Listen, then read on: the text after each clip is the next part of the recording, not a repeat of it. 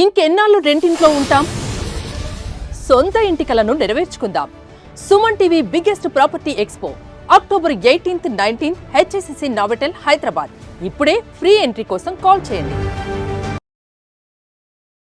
వాగర్థావివ సంపృక్తౌ వాగర్థ ప్రతిపత్తయే జగతః పితరౌ వందే పార్వతీ పరమేశ్వరౌ. ఆదిత్యాయ చ సోమాయ మంగళాయ బుధాయ చ గురుశుక్రశనిభ్యశ్చరాహవే కేతవే నమః. శృంగేరి జగద్గురు పీఠాధిపతులకి, కంచి పీఠాధిపతులకి నమస్కారములు తెలియచేసుకుంటూ కార్యక్రమాన్ని ప్రారంభిద్దాం. ఇక వీక్షించేటువంటి సుమన్ టీవీ ప్రేక్షకులకి శుభాకాంక్షలు. ఎందుకనంటే ప్రతి వ్యక్తి కూడాను ఏదో ఒక రాశిలో జన్మిస్తారు కదా. నవగ్రహాలలో అత్యంత శుభకరుడైనటువంటి గురుగ్రహ మార్పు 18 అక్టోబర్ నుంచి మారబోతుంది. 5 డిసెంబర్ వరకు ఉండబోతాడు. ఎందుకయ్యా గురువుకి ఈ గ్రహ మార్పు అనేటువంటిది, రాశి మార్పు జరుగుతుంది కదా గురువు, ఎందుకంత ప్రాధాన్యత అని అంటే, గురువు ఉచ్చస్థితిలో ఉండేటువంటి కర్కాటక రాశిలోకి మారుతున్నాడు. 18 అక్టోబర్ వరకు గురుగ్రహము కొన్ని రాశుల వారికి మంచి, కొన్ని రాశుల వారికి చెడు ఫలితాల్ని ఇవ్వడం జరిగింది. తర్వాత తనకి తాను అత్యంత శుభప్రదమైనటువంటి ఉచ్చస్థితి అయినటువంటి కర్కాటక రాశిలోకి గురుగ్రహ మార్పు ఉండబోతుంది. ఆ కారణం చేత కొన్ని రాశుల్లో జన్మించినటువంటి వారికి అత్యధికమైనటువంటి శుభ ఫలితాలు, కొన్ని రాశుల వారికి కొన్ని ఇబ్బందికర పరిస్థితులు, ఇప్పటి వరకు గురుబలం లేక ఇబ్బంది పడుతున్నటువంటి వాళ్ళకందరికీ జీవితంలో గురు మార్పు ప్రభావము అనేటువంటిది అత్యంత యోగదాయకంగా ఉండబోతుంది. వివాహం కాని అబ్బాయిలు అమ్మాయిలకి, కొన్ని రాశుల్లో జన్మించినటువంటి వారికి జీవితంలో శుభ ఘంటికలు మోగబోతున్నాయి.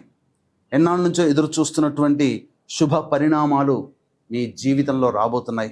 కాబట్టి వీక్షించేటువంటి సుమన్ టీవీ ప్రేక్షకులందరూ కూడా ఈ గురుగ్రహ మార్పు ప్రభావం వలన 12 రాశుల్లో జన్మించినటువంటి వారికి ఏ విధంగా ఉండబోతుందో తెలుసుకునే ప్రయత్నం చేద్దాం. ఇక మిగతా గ్రహాల యొక్క స్థితిగతులు కనుక చూసినట్లయితే, శని యాజ్ యూజువల్గా మీనరాశిలో, అలాగే రాహువు కుంభరాశిలో, కేతువు సింహరాశిలో స్థితి పొంది ఉండడం జాతకరీత్యా. ఇక ప్రధానంగా రవిగ్రహము గురు గ్రహంతో పాటుగా 18 అక్టోబర్ నుంచి 16 నవంబర్ వరకు కూడా ఈ రవి తులారాశిలో సంచారం చేస్తుంటాడు. అలాగే 17 నవంబర్ నుంచి 15 డిసెంబర్ వరకు కూడా రవి ఈ యొక్క వృశ్చిక రాశిలోకి సంచారం చేస్తుంటాడు. ఇక మరొక గ్రహమైనటువంటి కుజుడు 27 అక్టోబర్ వరకు ఈ తులారాశిలో సంచారం చేస్తూ ఉంటే, 27 అక్టోబర్ నుంచి 7 డిసెంబర్ వరకు వృశ్చిక రాశిలో సంచారం చేస్తుంటాడు. ఇక మరొక గ్రహమైనటువంటి శుక్రగ్రహము 3 నవంబర్ నుంచి 26 నవంబర్ వరకు తులారాశిలో, అలాగే 27 నవంబర్ నుంచి 21 డిసెంబర్ వరకు వృశ్చిక రాశిలో శుక్రగ్రహ సంచార ప్రభావము. ఇక ఈ శుక్రుడు 3 నవంబర్ వరకు కూడా కన్యా రాశిలోనే సంచారం చేస్తున్నటువంటి ఈ కారణం చేత ప్రధానంగా ఇంతకుముందు చెప్పినట్టుగా 12 రాశులలో జన్మించినటువంటి వారికి ఏ విధమైనటువంటి శుభ అశుభ ఫలితాలు కలుగుతాయో సవివరంగా తెలుసుకునే ప్రయత్నం చేద్దాం. ఇక ఆలస్యం చేయకుండా మనం కార్యక్రమంలోకి వెళదామండి.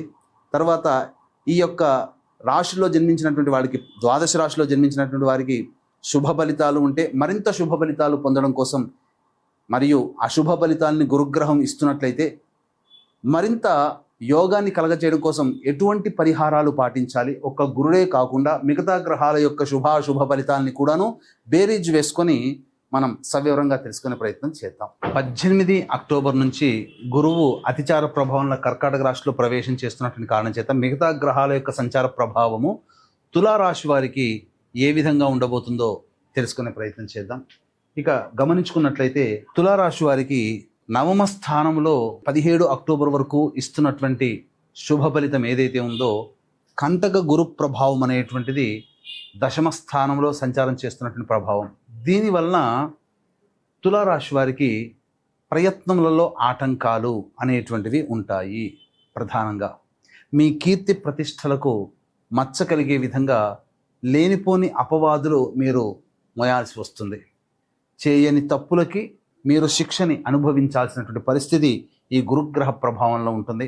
అలాగే ఉద్యోగస్తులైన, ఉన్నత అధికారుల యొక్క ఆగ్రహానికి గురయ్యేటువంటి అవకాశం ఉంటుంది. కాబట్టి ఈ గురుగ్రహ సంచారము ఈ 48 రోజుల పాటు 18 అక్టోబర్ నుంచి 5 డిసెంబర్ వరకు ఉన్నటువంటి ఈ యొక్క కొద్దిపాటి సమయము మీరు జాగ్రత్తలు పాటించండి. దైవానుగ్రహాన్ని పొందే ప్రయత్నము తప్పకుండా చేయాలి.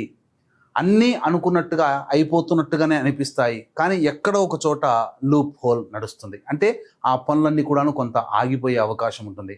ఈ గురుగ్రహ సంచారము కొంత ఇబ్బందికర పరిస్థితులు అనేటువంటివి తీసుకొని వస్తాయి.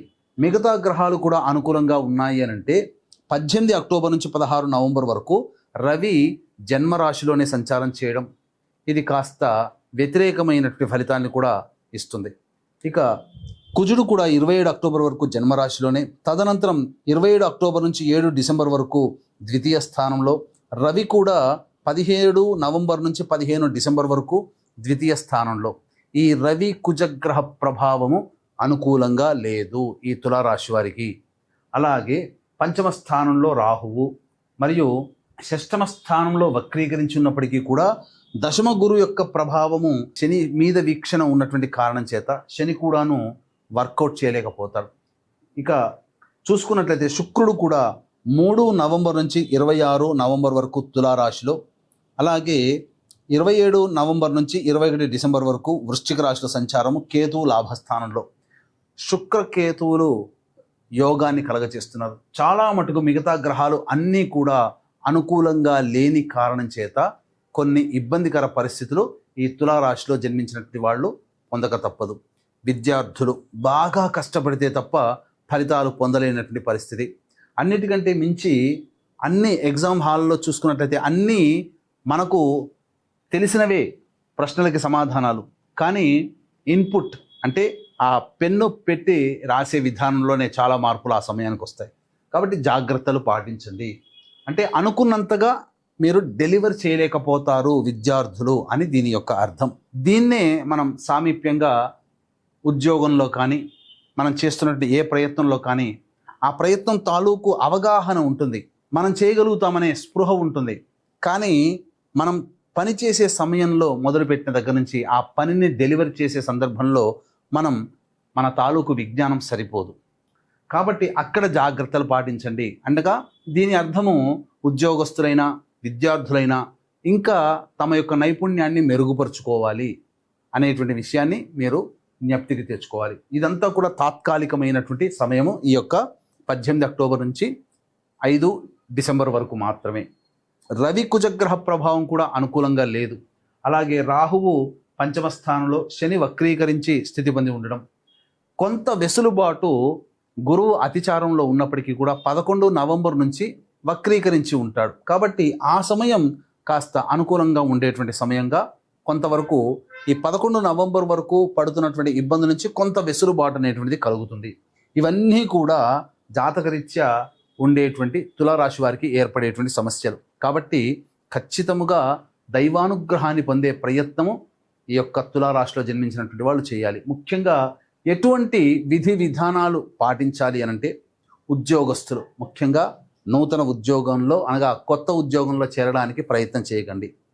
ప్రమోషన్స్ అనేటువంటివి మీకు కన్ఫామ్ అయినా అవి మీ చేతి దాకా రావడానికి టైం పడుతుందనే విషయాన్ని మీరు జ్ఞప్తికి తెచ్చుకోవాలి.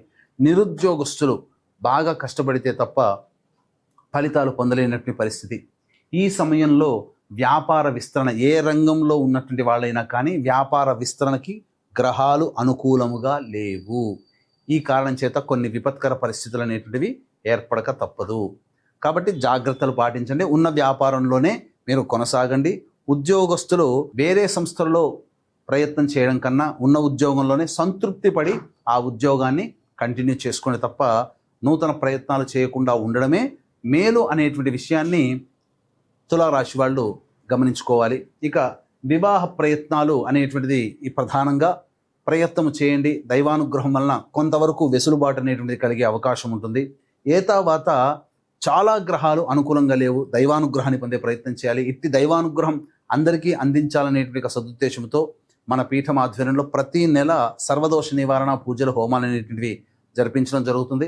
5 నవంబర్ రోజున కార్తీక పౌర్ణమి కాశీక్షేత్రంలో, అలాగే 20 నవంబర్ సుప్రసిద్ధ శ్రీశైల క్షేత్రంలో కార్తీక అమావాస్య, అలాగే 4 డిసెంబర్ దత్తక్షేత్రంలో మార్గశిర పౌర్ణమి రోజున సర్వదోష నివారణ పూజలు, హోమాలు జరిపించి మాలలు కూడా ఇవ్వడం జరుగుతుంది. అవకాశం ఉన్న వాళ్ళు కార్యక్రమ తదనంతరం కాంటాక్ట్ చేసి పూర్తి వివరాలు తెలుసుకోవచ్చు. ఇక ఈ చెప్పబడినటువంటి సమస్యల కంటే ఇంకా విభిన్నంగా మీరు సమస్యలు ఎదుర్కొన్నట్లయితే మీ జాతకరీత్యా నడుస్తున్నటువంటి గ్రహ దశాంతర దశల ప్రభావాలు కావున దగ్గరలోని మంచి ఉపాసనా పరులైనటువంటి జ్యోతిష్యులను సంప్రదించి వారి సలహాలు, సూచనలు కనుక పాటించినట్లయితే మరింత మెరుగైనటువంటి ఫలితాలు పొందుతారని తెలియజేస్తూ సర్వం శ్రీ ఉమామహేశ్వర పరబ్రహ్మార్పణమస్తు.